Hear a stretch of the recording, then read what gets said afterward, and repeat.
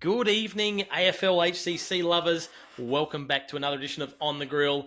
I'm Shane Darwin. I've got Ash Borg with me. Unfortunately, our good friend Corey Hopper is an apology from today.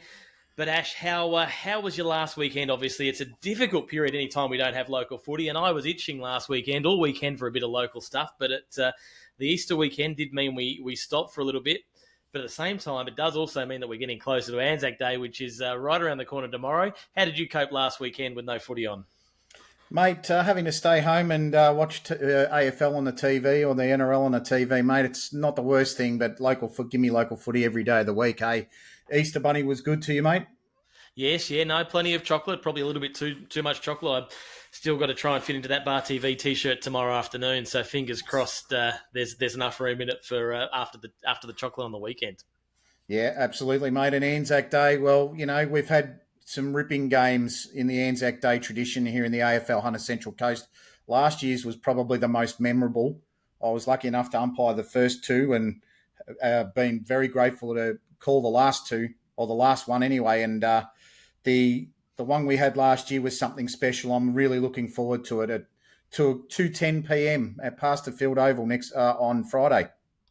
Yeah, won't it be great? And listen, it's something the AFL as a whole does really well, is that whole Anzac Day thing, obviously starting off with Kevin Sheedy and the Essendon Collingwood stuff, but it's flown through to leagues around the nation, and AFL HCC is another one that does it really well as well. So looking forward to getting back up to Pasterfield as well. I really love that setting up there where we're sort of sitting in the grandstand, looking down on the oval. 2:00 p.m. there'll be the ceremony there, and obviously there'll be some return service people and both the men's and women's teams lining the oval. It's a fantastic view, and I just love it as a day.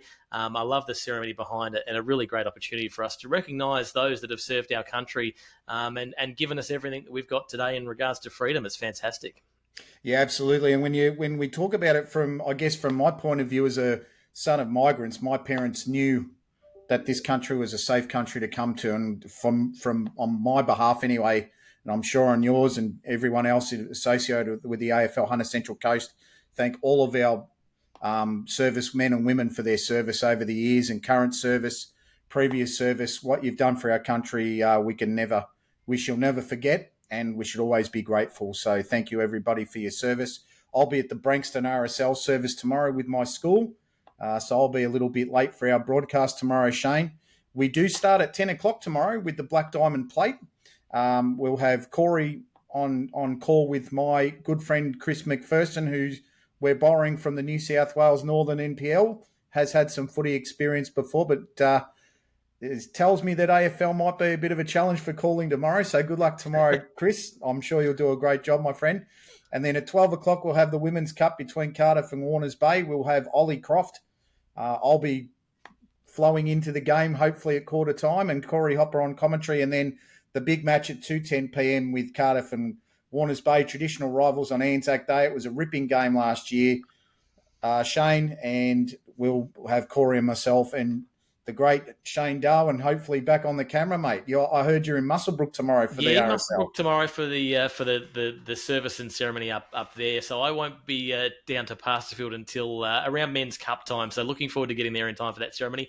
And I might be joining, I think, on the headphones tomorrow, Ash. So looking forward to maybe a little bit of a change of view from myself, getting out from behind the camera and hopefully sitting there next to yourself and Corey, and hopefully not embarrassing myself too much with a call of the game or two. So looking forward to tomorrow. Bit of an audition for the next few weeks too, mate, because after this weekend we do have one more round and then rep round on May 10th, and then unfortunately I'll be away for a few weeks from AFL Hunter Central Coast, as I've got some Sydney appointments to attend to. But we'll see if we get Shane on microphone. So it'll be a good audition for you tomorrow, mate. We'll see how it goes. I might do a couple of fandom calls tonight and get my head around things, but fingers crossed that all goes well. Nah, beautiful. So we'll get on with what you guys are here for. We thank all of you for joining us on the Grill, and we hope you enjoy what we all produce week in, week out. We love doing it, so we hope that we provide you with some good entertainment, some facts, and some fun as well. So we'll go on to the Black Diamond Women's Cup Round 2. Last week, Cardiff had a massive win against Terrigal Avoca. Shane, 11 goals, 21, 87 to no score Terrigal. And that was a bit of a worry, I guess, for Terrigal Avoca, because the week before they did the same thing to the Singleton Roosters. So form line's probably not going to be good in terms of the Singleton side. Cardiff did an absolute demolition job on Terrigal Avoca. Madison Marsh, or Maddie, who plays in the GWS Academy, kicked 3 goals for Cardiff in what I was told was probably her best display since joining Cardiff. Tara Grace Brawley, Emma Heike, Charlotte Day, who's a fantastic young player, and Eliza Georgialis played outstanding games as well for Cardiff, Shane. Yeah, and unfortunately for the rest of the league, probably still a little bit of upside there with Cardiff as well. You've got ex-VFL player Caitlin Pickle that probably hasn't shown as much, just given that she predominantly plays in the back line, so she'll come into her form when she's up against the Killarney Vales and the Newcastle Cities of the world. So plenty of upside there for Cardiff.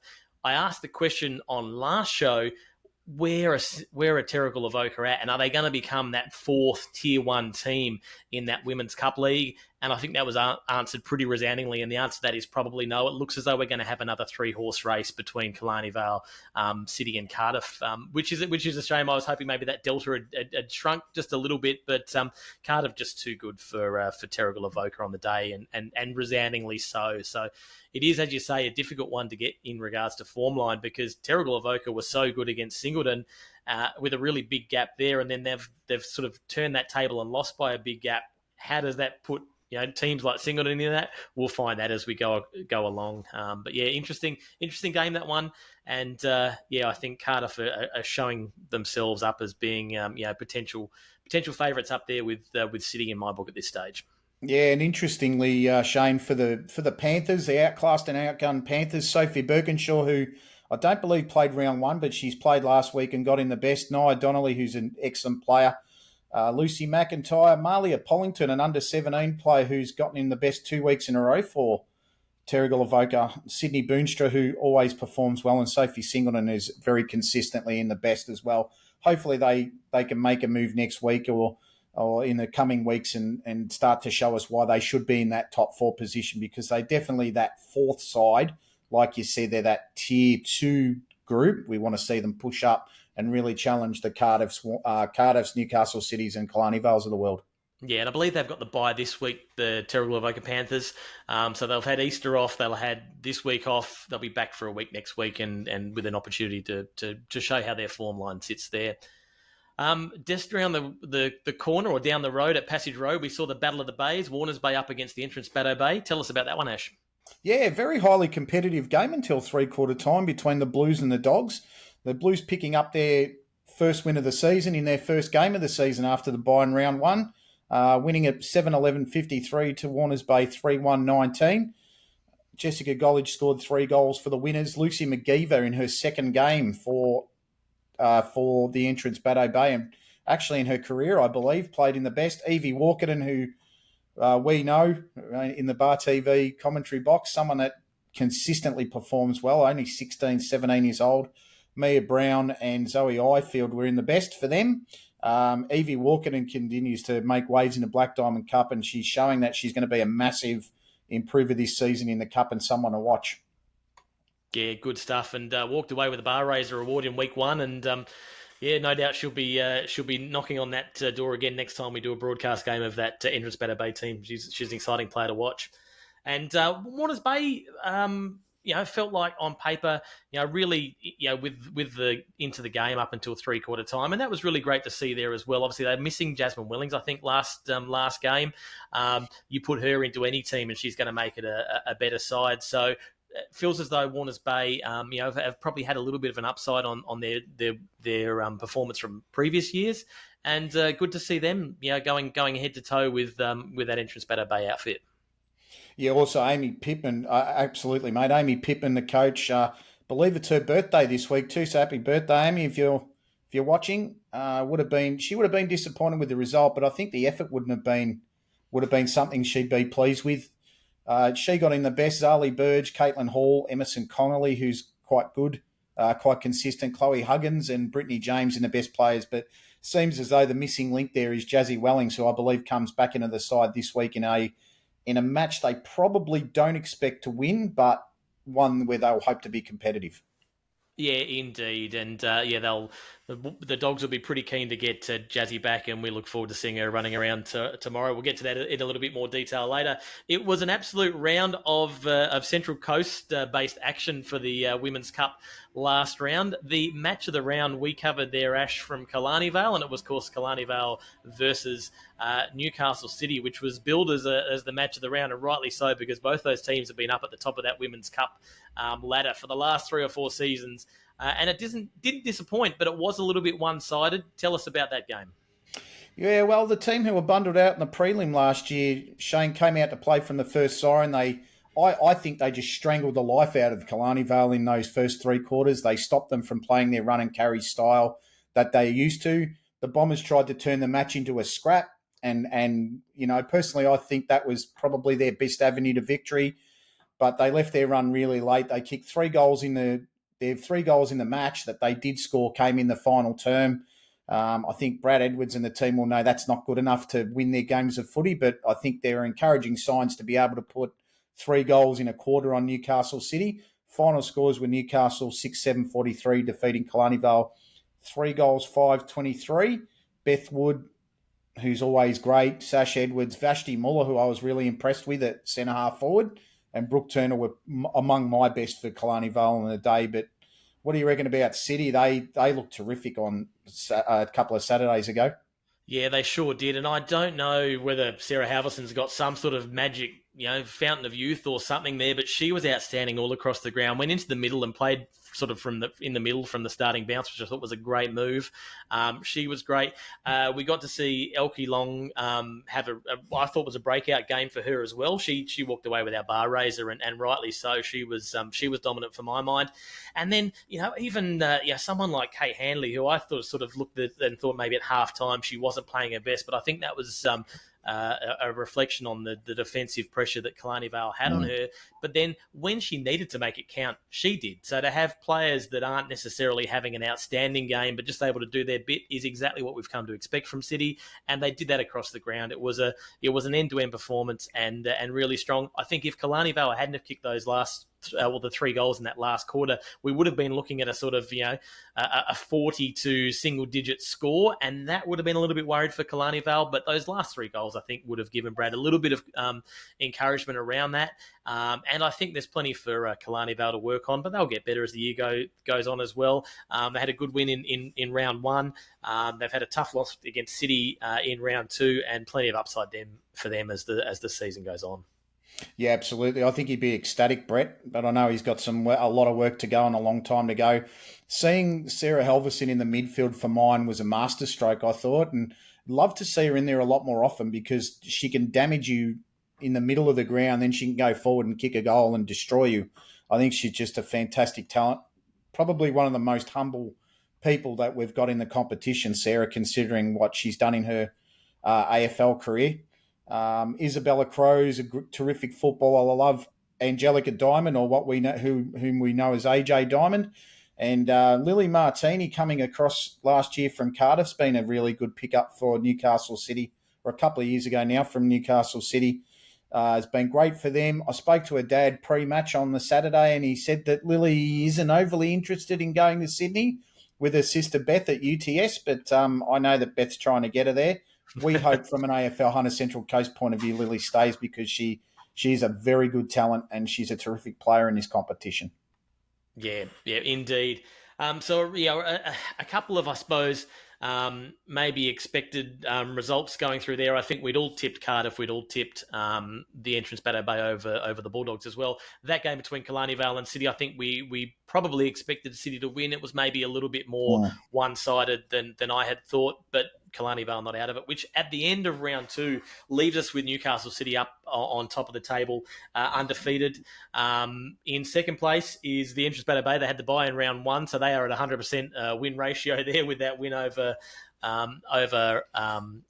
Warners Bay, and then Cardiff with a 1-1 record. So I think that Cardiff should really flex their muscles, and they'll be the one to watch there for second place as the weeks go on, but not ruling out Killarney Vale. They are down there in fourth position, which is an unfamiliar part of the ladder for them, but it is only 2 weeks in, and they have played the two best teams in the comp in those 2 weeks. So exciting times in the Cup. Those three teams that have been up in that sort of upper tier look like they're going to do that again this year.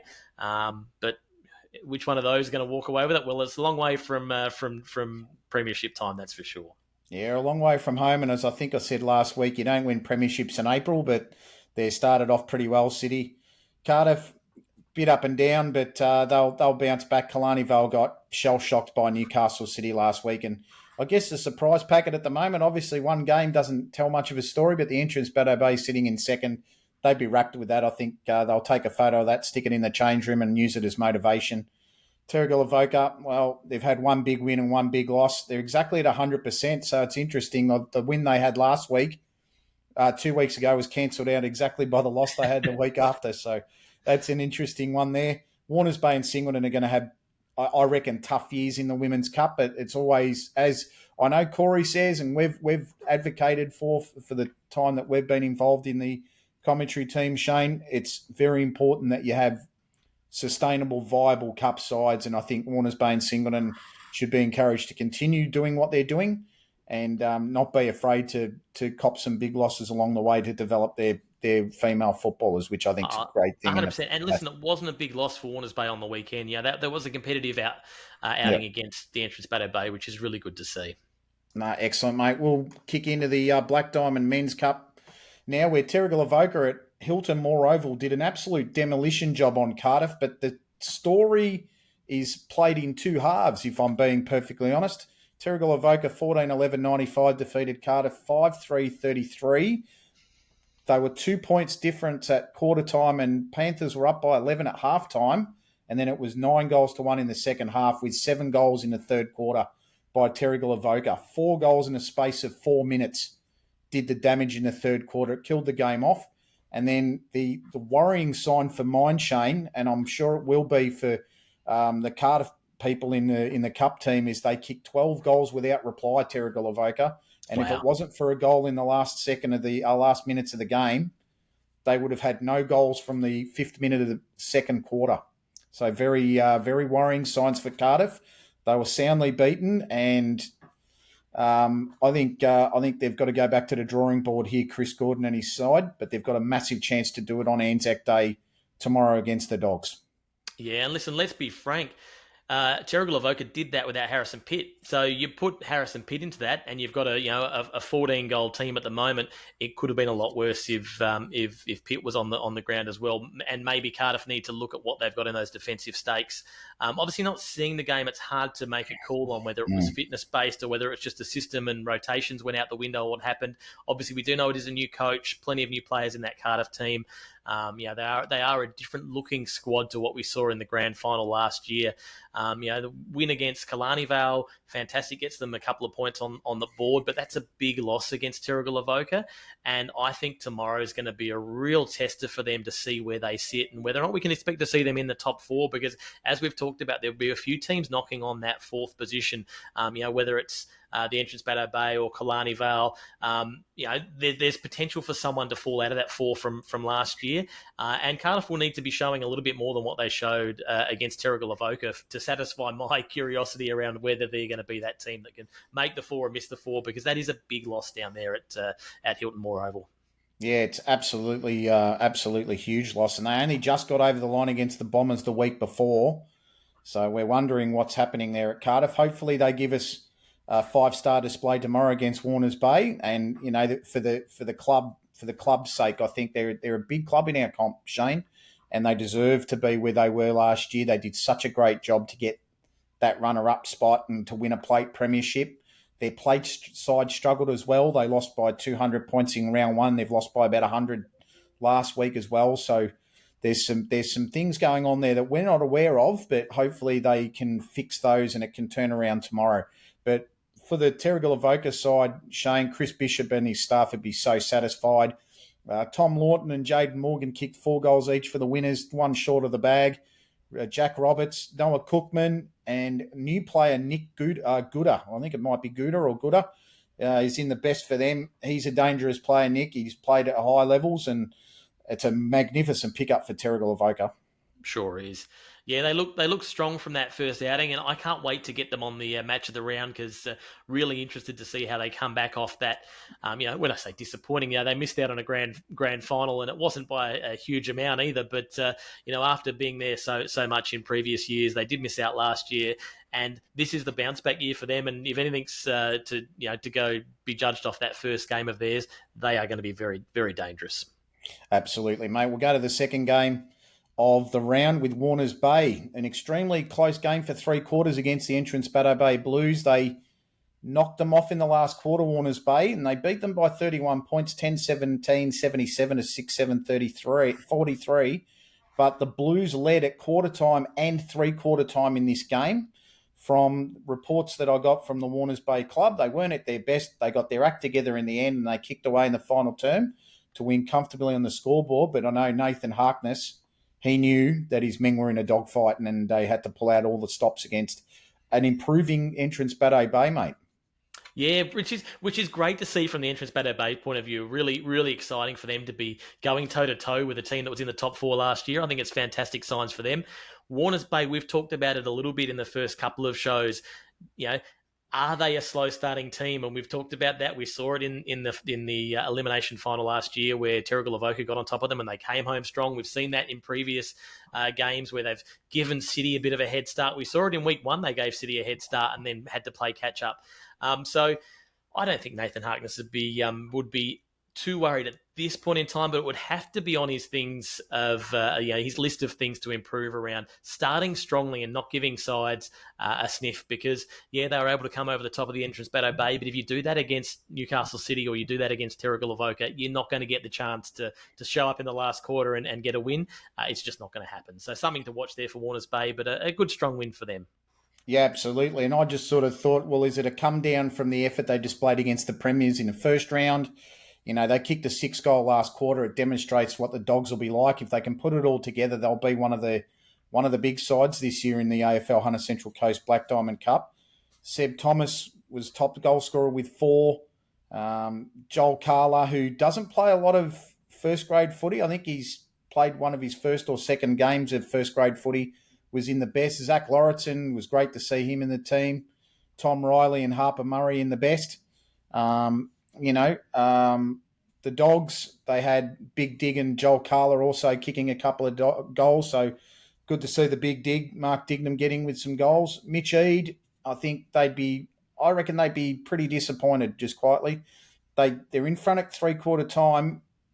Is that a young squad or an inexperienced cup squad that are still learning to try and finish games off? Because they must have been right in it to be in front at 3/4 time, Shane. So keen to hear from Mitch or from someone at the club just to see what happened there. But they'd be encouraged by it because they put a lot of pressure on the Warners Bay side. They put a lot of physical pressure on them, a lot of body on body. In the end, they just couldn't get the job done. They'll be better for the experience. I think what they're doing at Passage Road is absolutely working. It's been terrific to see. They've got 2 sides in both grades. They've got 2 sides in women's plate, women's cup. It's just wonderful to see. Congratulations to Scott Reid, who played his 250th game last week. He kicked 3 goals for the side. Taff Lewis also got 3 goals, and it was great to see those 2 fellas in the best, along with Nathan Hughes and Sam Hughes, as well as Sam Austin. Good effort from them, but they'll know they probably let one go, I reckon. Yeah, but it is, as you talked on, fantastic for the club. And coming into the cup, you're going to have a couple of years to find your feet, but it feels as though they're finding their feet now, and that's a really respectable result. Ahead at 3/4 time. Is it one that got away? Yeah, it probably is, but it shows they're competitive. They've already got that win over Maitland earlier in the year. They're going to have a good year this year, and looking forward to how they can build on that. They're certainly not going to be you can't expect to rock up at the entrance Baddo Bay and get a big win if you're one of the top 4 sides. You're going to have to work for that win, and they showed that on the weekend. And they're only going to get better, which is fantastic for the comp as a whole. And I think it should serve as maybe a bit of a model for some of those clubs, the Wyongs, the Nelson Bays that we've been talking about. They're still having big wins in play. And we're not going to harp on that too much, but I think we all know where we stand there. We want to see those clubs putting teams up. And the Entrance Bay are just sort of giving the blueprint for how to do that, because they're doing it well, and they're showing real competitiveness now, which is fantastic. Yeah, build it and they will come is a famous saying I remember from a movie. And I know the Entrance Bay are doing a wonderful job there. So congratulations to those guys on what they're doing. Commiserations on last week, and best wishes for the rest of the year. Well, our Bar TV match of the round probably went the way we thought it was going to go. Newcastle City, 11 goals, 12-78, defeated Killarney Vale 4-4-28. They were under strength, the Bombers, but they worked really hard around the ground, and that was a feature of their game. They didn't stop running. They didn't stop tackling pressure. Their work rate was very good, but they just couldn't match the precision and the spread running of the Blues. They went down by 50 points. Yes, I think it was mostly one-sided. And I know Corey Shackleton went into the game without his big guns in Mifsud and Damien Hector and a few other players there. But he definitely had people on the ground that could do the job for Killarney Vale. I think he would have expected a little bit more. Hagley, Convey, Ryan Arthur, Kenobi, Luke Flack and Rick White win the best. They're probably inside that top 6 to 8 players in the team, especially with the team they had on the ground on the day. For mine, Shane, Jordan Kenobi and Ryan Arthur were outstanding contributors in a well-beaten side. Yeah, agreed. And, it was a good effort game from Killarney Vale. I thought no one gave up. No one sort of took their foot off the gas. They were in it from minute one through to the final siren, which was fantastic. They were just lacking a couple of those players. Yeah, as you said, with Mifsud out and Hector out, you would have loved to have a couple of those boys back in the team. Of course you would. But it was, I think, a strong showing from them, even though it was relatively one-sided. The duel between Reeve Simmons and Finn Hurley, I thought was fantastic. A couple of young guys in the ruck there, and Finn Hurley burst on, I thought, and had for what I've seen, a breakout game for him. Obviously, we don't get to see every game, but he was fantastic. And then, with City, Ethan Marr was just sensational. I thought he was really impressive. And they rolled out a few goal celebrations along the way as well, so that kept Chop happy. We've got to see the Combine Harvester in play. A really good showing then. And I'm sure you're going to run through City's best players. I'll hand back to yourself to have a look at them. Nah, mate, I thought Ethan Marr was outstanding. I don't know who's going to stop him in any other team in this comp, to be perfectly honest. Maybe Scott Birkinshaw playing on Ethan Marr. He may have to play up the ground a little bit when Terrigal play Newcastle. Not sure. You're going to have to be tall, you're going to have to be mobile, and you're going to have plenty of skill, because he's got all of that in spades. Yeah, I can think, Mackenzie Leecroft would be a good match for him, but would he outsize him? Scott Birkinshaw's got the size, but would he be able to run with him? He's just got big hands. He was very impressive. Their spine is very special. Newcastle City, I'm just going to see a lot of pain for our teams in the AFL Hunter Central Coast Black Diamond Cup this week. I don't know how you're going to match Newcastle City week to week, with the exception of the Panthers for mine. The Tractor and Jack Woodham's got 3 goals each for the winners. Jack Woodham's was our bar raiser for week 2. Ethan Marr was destructive and high marking, and Joseph O'Donoghue for mine was terrific around the ground. Finn Hurley was quite impressive as well. I think he was personally unlucky not to get the bar raiser in his debut game. But it was great to see the celebration, the Combine Harvester, and we know that when Jordan Deere lights it up, it's hard for any team to stop him as well. So he's already got 8 goals, I believe, in 2 rounds, so that's a good start for him. Yeah, sure is. And you talk there about Woodhams, and I mentioned during the coverage that he's almost like a new recruit, in that he's been off injured for so long, and he came back towards the tail end of last year, and I don't think he was playing at 100% fitness last year, whereas this year he looks fit, he looks healthy, and we're getting to see the skill and quality that he brings to the team too. So, as well as bringing in some of your outside players and your Mars and whatever else, you've got Woodhams who's really back in now as a top tier player, which is fantastic to see for them. They are going to be very hard to beat, and if you look at the table, there are 2 undefeated teams at the moment. Newcastle City with 2 wins, and Terrigal Avoca only with the 1 win. But you could almost see those 2 teams playing off in a grand final. How it looks after 3 weeks, and obviously it's very early days yet, but both those teams look really, really dangerous. Yeah, absolutely. Warners Bay and the Entrance Bay rounding out the top 4. Cardiff are level on points, but down on percentage, with a percentage of 59, which would be very rare for a Cardiff team in the last few years. Maitland and Killarney Vale yet to register a win in the competition. Maitland had the bye last week, so it'll be interesting to see how they bounce back. But look, it's looking like an ominous top two at this stage, Shane. It's only a couple of rounds in. Terrigal only played their one game, but they sound like they've been quite destructive against Cardiff. Newcastle City just continue to roll on. They get their wins. They do what they need to do. I don't think we saw the absolute best of Newcastle 2 Saturdays ago, but you don't have to do your best at this time of the year. They'll just keep building and building for a massive finish. Yeah, indeed they will. So exciting times there. Looking ahead, we do head into, I almost call it a split round for round 3. We've got games on Friday and then we've got games on Saturday. Obviously, Friday is ANZAC Day, and that is where our match of the round coverage will be from this week.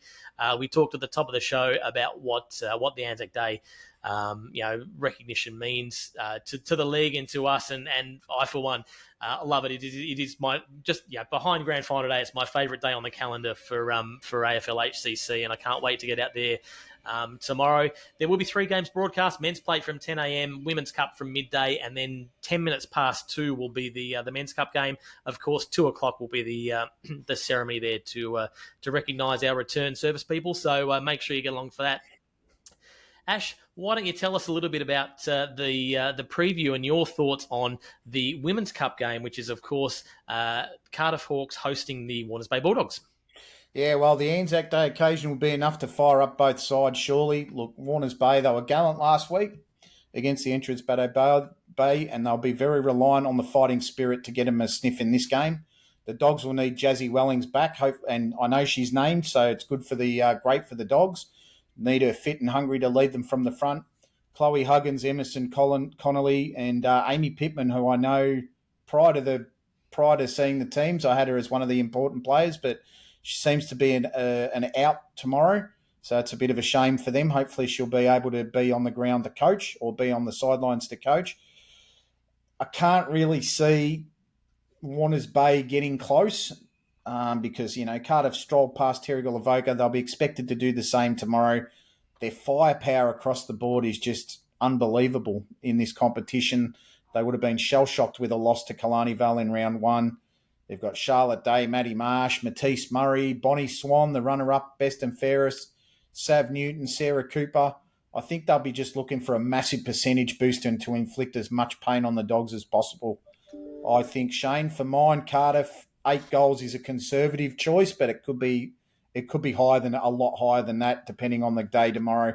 I'm tipping Cardiff by 8 goals, and the reason I'm saying 8 goals is that it could be a wet day tomorrow, so ground could play a part in the fixture. Yeah, listen, unfortunately, I'm of the same mindset. I would have loved to have seen Amy Pittman out there. Obviously, we saw Amy and Jazzy Wellings in the rep game, played at Pasterfield last year, and they both play that ground really well, but the Bulldogs need both of those players in the team, and without Amy, I think they're going to struggle. So hopefully she's there in some capacity tomorrow. But yeah, it's going to be, I think, one-way traffic, as you've just mentioned there. And Cardiff do need to make amends for that loss against Killarney Vale. Obviously, it's only one loss and it's early in the season, but they won't want to give away any percentage. They won't want to give away any more points on the board. And I think they'll be coming out pretty hungry. And for all the reasons you've just mentioned, I think they've got the firepower across all aspects of the field to have a pretty comfortable win. No, excellent, mate. We'll go to Killarney Vale versus Singleton on Saturday at 12 p.m. at Adelaide Street Oval on Saturday. The Bombers should win this game. They're the premiers. Singleton down the bottom of the ladder. Made a semi-final last year, but I don't really see them matching up against Killarney Vale. Bombers will be genuinely stung from what happened last week, not scoring a goal until the final quarter. I think that would have caused a little bit of angst, but this week gives them an opportunity to make things right, go back to what they know best, work hard on the things they did incorrectly last week, and I reckon they'll be singing the song and enjoying a few drinks at the end of at about 2 o'clock on Saturday afternoon. They should win this easy. Yeah, listen, I agree. A couple of really long road trips for the Roosterettes as well. A couple of trips down to the Central Coast, and unfortunately for you, like yourself, I think they're going to be walking away with a pretty heavy loss tomorrow. More's the pity. Should also give a shout out to Killarney Vale while we speak about Adelaide. That ground was in magnificent condition last round when we were down there for the broadcast. They've done a lot of work on the oval. It looks spectacular. The club rooms look spectacular. So a shout out to everyone in Bomberland for all the work they're doing down there. The big bomber painted on the side of the clubhouse as you walk up to it is absolutely sensational. So they're really raising the bar for club and ground presentation this year. I thought it looked fantastic. So kudos to them, and they'll be too good for the Roosterettes tomorrow. Yeah, congratulations to Killarney Vale too. I'm adding my shout out there, Shane. Their club rooms have been so much improved from. I remember umpiring at the ground, and you always loved going there, but the facilities didn't match the ground, and now everything seems to be lifting there. There's a lot of participation. I know Corey, when I've spoken to him, I've emailed and we have some chats offline. He talks about the culture of the club and everyone getting together to help out and being part of a big working bee and things like that. Just contributes to what we had, the great hospitality we had on Saturday. So thank you again to Killarney Vale for having us. Your hospitality is fantastic, and we can't wait to go back to the ground in a few weeks' time. No, that's it. And talk about good grounds. We're back at number one for our first game of the season as well now, with the City hosting the Entrance Battle Bay. Tell us about your preview there for the Women's Cup. Yeah, look, the Battle of the Blues, Newcastle City Blues versus the Entrance Battle Bay Blues. Newcastle were outstanding in all areas last weekend. They only conceded 3 goals, and they were in the last quarter, maybe when the City girls switched off. Might be a little bit of a concern for Brett Godfrey, but I don't see it as being a major one. The Entrance Battle Bay will be a different proposition in the fact that they'll be awkward, and I say that with all due respect to the Entrance Battle Bay. They probably don't have the skill and the fitness or the run of Killarney Vale, but they'll certainly give it a really good scrap. And I think you don't know what you're going to get exactly from the inexperienced Entrance Battle Bay. They definitely have the talent. They've got Evie Walkerton, they've got Mia Brown, Jess Gollidge, they've got Rachel Crane, they've got other players that can come in and play a role. But I don't think City Blues will have too much trouble tomorrow. They've got talent all around the park. We saw Abby McKenzie pop up and kick a couple of goals. Kate Hanley's dangerous. Elkie Long will run all day. And then to top it off, you've got people like Isabella Crowe and Sarah Elvison that can just destroy sides. I was really impressed with Jade Archer. I'm pretty certain, if my memory serves me, she was the ruck last week. I just think Newcastle City's version of the Blues are going to be too much for the Entrance Battle Bay. Conservatively tipped them by 8 goals. Could be a lot more than that, though. Yeah, listen. Once again, I tend to agree. I think we're in for 3 pretty one-sided games. Unfortunately, in the Women's Cup, the City Blues are going to be too good for the Entrance Battle Bay Blues.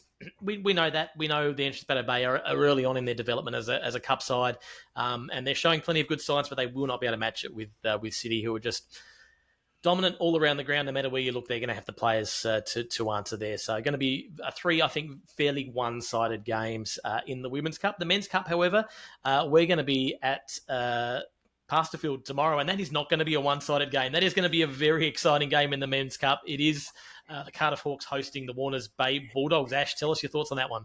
Well, if you remember last year's game, Shane, the Dogs kicked 6-1 in an outstanding match in the last quarter to overrun the Hawks at Fagan Oval and win it by 17 points. For mine, watching back over the game in the last few games, a couple of things were really pivotal that day. The big dig, Mark Dignam announced himself as a force in the competition, and then they had Lockie Price and Zach Munns who were contributing in that forward line midfield. Their fitness, their run, their carry, and their persistent tackling were a huge feature of the win, and it showed us that they were a new player in the top 4. They didn't quite get to that point. They sort of milled around that, and they didn't sort of kick on from there. But I know that was the catalyst. That game would have been the catalyst for Nathan Harkness and his men. Warners Bay, going back to this year, Warners Bay pushed Newcastle City all the way in round 1 at home. They would have been buoyed by the effort and the discipline. They probably could have won the game. I know Nathan says they should have won the game. Last weekend against a very spirited the Entrance Battle Bay, they were made to work really hard on the inside. Harkness is meant to be looking for a greater effort around the stoppages. I know that Lockie Deverill has injured himself at training last night, so he won't be in the team this week. It's a And they've shame. only really got one leadership player this week in Church. In Church. So they're, I think it's Zach Lorison Church from memory. So they're lacking a bit of leadership, but they've definitely got a side on paper to do it. Seb Thomas, they've got Dig, the big Dig, Corey Deverill. Riley Hawes has been training the house down. Cerny Askus is a terrific footballer. Zach Munns is in the team. Max Collins has kicked some goals. They've got some talent. Fergus Lamond, who's going to be in the 53 tomorrow, came through the junior system at UTS and played under 19 and a halves last year. So he'll be an exciting prospect to watch. For Cardiff, we don't have a current lineup yet, but they've only just scraped home against Killarney Vale, and they were given a real touch-up against Terrigal Avoca. This is the testing material for Cardiff. If they go 1-2 into round 3, it's not going to be a disaster for them, but it will create some doubt, especially after what they did last year. They've certainly got a team. They've got Dylan Bonham, Jackson Kerr, Jake Sullivan. I mean, those guys have played some high levels of football. When you go to Riverina and you play at in the Riverina or the Farah League, you're not playing rubbish football. You're playing some high level football there. So Jackson Kerr and Jake Sullivan may need to, and that's not me having watched them, they may need to just step up another level. The big Booth, Jackson Boofler, he played last week and he'll need to stand up, and maybe he just needs a couple of games to warm into it. Dylan Bonham's played Pennant Hills AFL Sydney last year. They've certainly got the quality, Shane, but they just haven't showed it yet. For mine, this match has got the potential to explode tomorrow. I think whoever's umpiring the game tomorrow really needs to be on their absolute best, because this one could just go and explode, especially the Anzac Day atmosphere, the high stakes nature. The winner carves out a winning record, bragging rights, and keeps them in touch with the top two. The loser could potentially be 2 games outside the top 2 or 3 by the end of round 3, and that's a tough prospect early on. The Dogs have the bye, and then it ends up being a 3-week break because they get the rep footy in May 10. They'll be absolutely looking to empty the tank, and I reckon that's why Warners Bay will win by about 8 to 10 points. I've got them on paper. I think the Dogs will get up, but Cardiff winning won't be a shock. It'll certainly be a wake-up call, though. No, listen, agree. I mean, obviously, we know Cardiff, a strong club, last year's grand finalists, generally plenty of depth. But for my mind, there is a big question mark over them, and that's coming off the back of that, narrow victory over a much improved Killarney Vale, I must say. That maybe not unexpected, but the loss against Terrigal Avoca was big. I think if we come out of it tomorrow and Warners Bay have had a comfortable victory, I think there's going to be plenty of questions being asked at Pasterfield. That is going to be a problem. Whereas the opposite is kind of, is there for, should Warners Bay lose, especially if it was a relatively close one, I think, that they wouldn't be necessarily too worried. So I think Cardiff have got a lot more on the line from what is at stake here. And if they go down tomorrow, I think we're going to be rightly asking some pretty tough questions. You've just talked about all the players that are there, so I think Cardiff can do it. It's just a matter of will they bring the right attitude to the game. It sounds as though they were in it to halftime last week, but after halftime, almost non-existent, and you can't let 12 goals be kicked against you in a run, and you certainly can't do that against Warners Bay. You're not going to get back in the game from there. So they're going to have to really bring their polished version of themselves. I sort of wonder around that big loss last week, plus a couple of big losses in the plate. Is that depth that we've known from Cardiff, is it just evaporating slightly where we're at? We're only at round 3, so I'm not going to pull the trigger on any huge calls yet, but it will be a crucial game. I think Warners Bay are going to have the goods tomorrow. As you've mentioned, they've got a couple of weeks off after this, so they can give it everything they've got, and then give the boys a couple of weeks off. They performed really well last Anzac Day, and I think that was, from my mind, that was the breakout for them that made me think, gee whiz, this team are here to play, and play they did for the rest of the year. And I think tomorrow they're going to be too strong for the Hawks. Yeah, absolutely, mate. I absolutely agree with you. It should be a cracking game. If you're watching this podcast and you watch it before Friday, 2:10 p.m. Bar TV Sports, if you're near the ground, put us on Bar TV so you can listen to Shane, Chop, and myself go at it. But be there at the ground. Pasterfield Oval in Cameron Park's probably our best facility outside of number 1 sports ground. And So just reigning be there. holder of the Barbecue of the Year award too, 2 years running. So they have a fantastic barbecue, good steak sandwich. So get yourself along to the game for sure. Yeah, absolutely. Next game we'll preview, Shane, will be Maitland and Terrigal Avoca, 2 p.m. on Saturday at Max McMahon Oval. Be the first time that Maitland. I'm wondering if their grandstand started to get taken down. I know that it was meant to be after Easter. They're going to come off the break in a loss they probably weren't expecting in round one to the entrance Baddo Bay. They take on the mighty Terrigal Avoca at home. The only thing that Maitland have got, in my opinion, is a home ground advantage because Terrigal Avoca last week, what they did to Cardiff, I think that warrants real respect. 12 goals unanswered. They were far too strong for Cardiff. Mackenzie Leecroft, Scott Birkinshaw and Tristan Carter down back. Jaden Morgan kicking goals forward. And then you've got Jack Grimm and Lee feeding them. You've got Adam Miller tapping down in the ruck. I just see this as a very, very long afternoon for Maitland. But for mine, one of the things they've got to change, and I don't know how you do it. Maybe it's me, lack of actually playing a lot of football in the last 10 or 15 years. But I've seen a lot of it. I just think they overpossess the football. I know they're a young, enthusiastic team, Maitland, but they can't afford to turn a ball over in midfield against Terrigal Avoca because they'll just get belted up the other end and they'll get belted at lightning speed. They've got to minimise the errors that they had against the entrance Baddo Bay. They've got to run and carry and back themselves and go long. They've got two wonderful targets up forward. Rylan Hoffman is a huge target up forward for Maitland. Yep. They've just got to use him. You've got Xavier Russell, and the Stewart boys. They've got some good players. Riley Newstead. They've got the cattle. They just need to. I think their play has to change and be a little bit different. I think they just overpossess the footy a bit too much. For mine, Terrigal Avoca, not going to be a fan of the Maitland boys, I'm sure, after they hear the tip. But I think Terrigal will win it, and they'll win it by probably 8 to 10 goals. Possibly even being generous there, Ash. I think being that little bit inland off the coast, I don't think we're going to get too much rain out of Maitland. So if it's a dry day out there, it's a relatively big oval, albeit a little bit narrower this year with the changed sidelines for the redevelopment. But I think Terrigal Avoca are going to have a field day. They've got too much around the park. You talked about Maitland having the cattle, and to a certain extent, but they're not going to have enough to answer against what Terrigal Avoca bring. Certainly Maitland cannot go with the old chipperoo, as you called it in that first round. That is just going to be picked apart and destroyed by Terrigal Avoca. So they're going to have to go long, and they're going to have to go direct. And if you can get it up to Hoffman, he's in regards to players that have changed the most over the offseason, he's come out as a man mountain, and he does present a really good target. I just don't think they're going to be able to get it up there to him enough. So I think it's going to be a really tough day at the office for Maitland, unfortunately. Love the club and everything they do out there, but they're going to have a tough one, and I think it could be 12 to 15 goals. Yeah, no, unfortunately, that's probably where it sits at the moment. Hopefully they'll be competitive.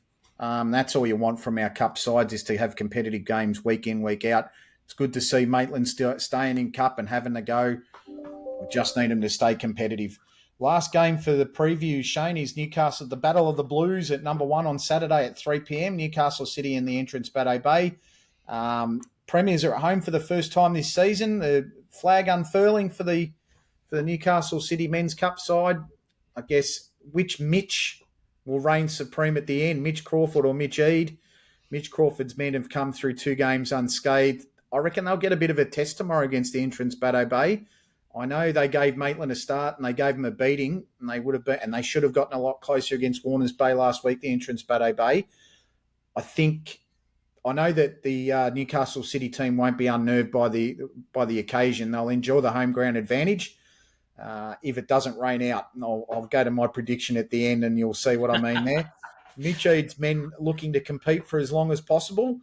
I think for them, an improvement will be anything under a 90-point loss, because last year that was as close as they got to City in 2 games. Round 3, they got round 8, they lost by 15 goals, and round 3 they lost by 25 goals against City at Newcastle's ground. So anything less than that will be a move in the right direction. I don't think they're going to get beat by as much as that. I know they've got some young players that are keen to make a mark. Liam Pass was outstanding in round 1. And I heard he played very well in round 2. The Otter, Max Otiiwi, and then you match it with Scott Reed, the Besley brothers, Pat Murphy. And someone that I really personally like, Kyle Lawther. I just love his style. I love the fact that he just goes around and throws his weight around, but he's also got a very big boot too to match and good hands when you give him an opportunity. For mine, the hill's going to be too far to climb. I know they'll give their all. My tip is Newcastle City by 50 points and a possible relocation of where they play on Saturday. Maybe they don't play at number one sports ground. For the boys that are at Newcastle City that know exactly where I'm talking about, let's just hope they don't put you on Pat Jordan Oval, boys. Well, there we go. That's a big prediction. I love footy at number one. I think it is one of the best grounds we have in this league from a spectacle point of view. I'm going to echo just about everything you've said there. I think the Entrance Battle Bay are much improved over last season, and we are going to see signs of improvement. They're going to be better than the 15-goal margin they had last year, but they're not going to be able to take it up to City. City have just got too many players right across the ground, well drilled, well coached, and I think in the Battle of the Mitchells, I think Crawford's going to walk away with the win on that one. Yeah, absolutely. Just having a quick look across the grades for any standout games in the Black Diamond Plate, there don't seem to be a great deal of big games. Nelson Bay get a rest this week, so that gives a recharge after two massive wins. Their percentage is outstanding in the Black Diamond Men's Plate so far. Shane, it's a bit of a worry that they're sitting on nearly 4,650% after two games. But in saying that, Newcastle City's second grade side is 1,650 and Wyong 857. So you're probably seeing the top four sort of play out there early. And then our Black Diamond Women's Plate, the Nelson Bay Marlins, who I predicted as being in the top three at the start of the season, the Nelson Bay Women's, especially with the under-17 side they've had over previous years. They're all now playing for Nelson Bay in the women's team. Their percentage is 950. They're in first place from Port Stephens. It's 672. So the two sides near the beach there are doing a terrific job out there at Port Stephens, Nelson Bay. City in third and Maitland in fourth, which is great for Maitland, especially after what they had to endure in the in the cup competition a few years ago. Yeah, for sure. And listen, a huge call out to Nelson Bay for getting that women's team into the plate this year. It's fantastic to see them step into the comp and then step in and be competitive from game 1 and 2. It's really great to see. So it must be a lot of good stuff happening up around the bay there with both the Marlins and the Power on top of the table. It's good to see. Yeah, terrific, mate. We might just close this show out, Shane, but thank you so much for being here tonight, mate, and we'll join you and Corey and my mate Chris McPherson starting at 10 o'clock tomorrow on Bar TV is the Black Diamond Plate match between Cardiff and Warners Bay. 12 o'clock, the Women's Cup between the same two sides. 2 o'clock for our ANZAC Day ceremony. Actually, I think it's 1:50, but 2 o'clock we'll go with. And then at 2:10 p.m, the main course, the main event, the ANZAC Day clash, the traditional clash between Cardiff Hawks and Warners Bay Bulldogs at Pasterfield Oval. Shane, thanks again for being here, mate. Thank you, Ash. I'm excited. I don't know how much sleep I'm going to get tonight. I love Anzac Day. It's an absolute cracker, and I can't wait to get up there and alongside yourself and Corey tomorrow. Absolutely, mate. So on behalf of Corey, Ollie, Shane, and myself, this is goodbye from our podcast, and we'll see you all tomorrow on Anzac Day. Bye for now.